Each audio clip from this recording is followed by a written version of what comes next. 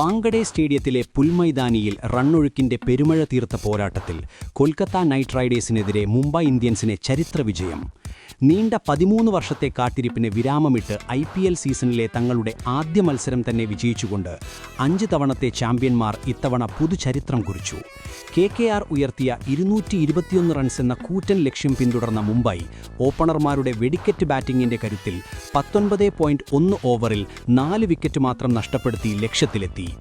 രോഹിത് ശർമ്മയും റയാൻ റിക്കിൾട്ടണും ചേർന്ന് നൽകിയ സ്വപ്നതുല്യമായ തുടക്കമാണ് മുംബൈയുടെ വിജയത്തിന് അടിത്തറ പാകിയത്.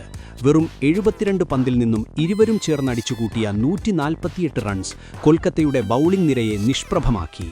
38 പന്തിൽ നിന്നും 6 വീതം 4ഉം 6റുകളുമായി 78 റൺസ് നേടിയ രോഹിത് പഴയ പ്രതാപകാലത്തെ അനുസ്മരിപ്പിച്ചപ്പോൾ, മറുവശത്ത് 43 പന്തിൽ 81 റൺസ് അടിച്ചുകൂട്ടിയ റിക്കിൾട്ടൺ മുംബൈ നിരയിലെ പുതിയ കരുത്തായി മാറി.